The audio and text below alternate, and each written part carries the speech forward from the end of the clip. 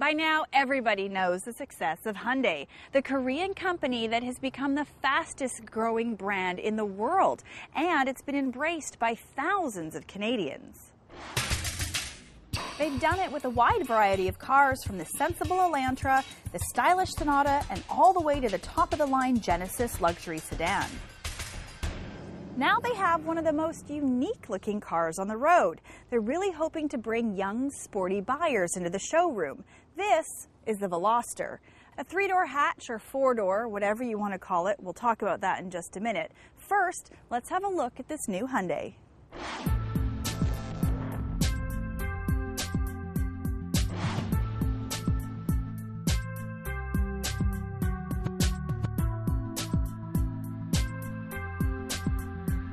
The wedge shape is very aggressive, with lots of accent lines and detail. The front has a large opening, and the front bumper is sculpted under the headlights. The windshield is steeply raked, and the back window is almost horizontal. The rear of the Veloster is just as dramatic, featuring center exhaust tips, molded and futuristic rear bumper and hatch. The styling is very different, but in person, this car pulls it off. There are a few things I want to point out. All this style starts at just under $19,000, and this top model with manual transmission is $22,500, which is a pretty good price considering what you get. Now, the base model comes with 17-inch wheels, and our model is equipped with the 18-inch wheels with a very cool-looking color-matching insert. This is the one feature that really sets this car apart from most coupes, the third side door. On the driver's side, there's one large and kind of heavy door. But on the passenger side, the front door has been shortened to make room for a rear door. When the rear door is closed, it's very hard to tell that there is a door at all, because the door hinges forward and the handle is tucked up high in the trim of the car. The front door is still large enough to enter easily. Now, it is obvious that this is a two-seater car with the second row of seats meant only for occasional use. On the driver's side, there's only one door, so just like any coupe, it causes the regular problems of having to climb in and out. But on the passenger side, you do get this third door, which is handy, but if you try to get in the car with your bum first, guaranteed you're going to hit your head. But there is a surprising amount of legroom back here. Headroom is also an issue for the front seat if you're over 6 feet. Your head might touch the roofliner. Other than that, the front is a showcase in just how far Hyundai has come. The dash is covered in soft-touch materials, the layout is sporty and classy, plus the seats are covered in cloth and leatherette for added visual punch. Overall, the fit and finish is as good as it gets, and the layout is easy and fairly intuitive. This center 7-inch screen looks amazing, and it comes standard, as does backup camera. You also got USB, auxiliary jack, and Bluetooth as standard equipment. Now, if you want to get the navigation system, it comes as part of the tech package, and it also upgrades your stereo. I really like the touchscreen for the phone, so it gives you less distracted driving. Well, there's no question about it that this Veloster has a sporty appeal to it, both inside and out.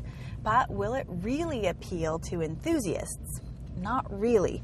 It really is about a sporty feel rather than all-out performance. Overall, it's just a fun, stylish commuter car.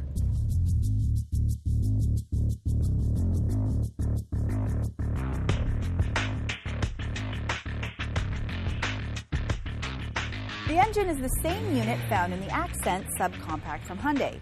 It's a 1.6-liter direct injection 4-cylinder with 138 horsepower. No real flat-out performance, but it will get the job done. There are rumors that a turbo version is on its way with over 200 horsepower. Now that's more like it. The reason for 138 horsepower is fuel economy. Hyundai has targeted this car at Honda CR-Z customers, which is kind of puzzling because it's not a very big seller. The Veloster is rated at 7.2 liters per 100K in the city and only 4.9 on the highway. This is close to the CR-Z hybrid at 6.5 and 5.3 with a manual transmission. Keep in mind that Canada's fuel rating system is very optimistic, so don't expect to get these numbers in either car. The 6-speed manual in this Veloster is great. It's got short, quick throws, and it does get the most out of the engine. Now, the automatic is Hyundai's first dual-clutch 6-speed with available paddle shifters. Really would have liked to have tried that.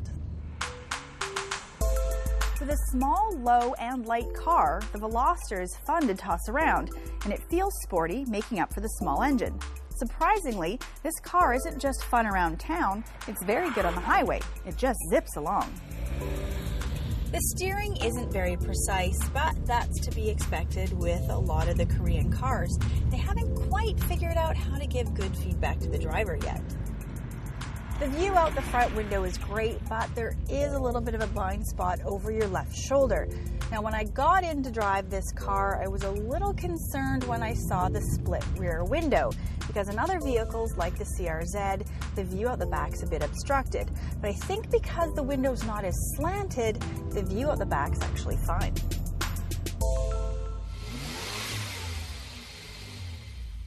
The Veloster is a great little car. The hatchback design's very stylish and unique looking, but there's limited headroom. The interior's well equipped and there's a lot of technology. It's fun to drive, has an adequate engine, and it's well priced. Now, if there is a turbo coming, that would be a great package.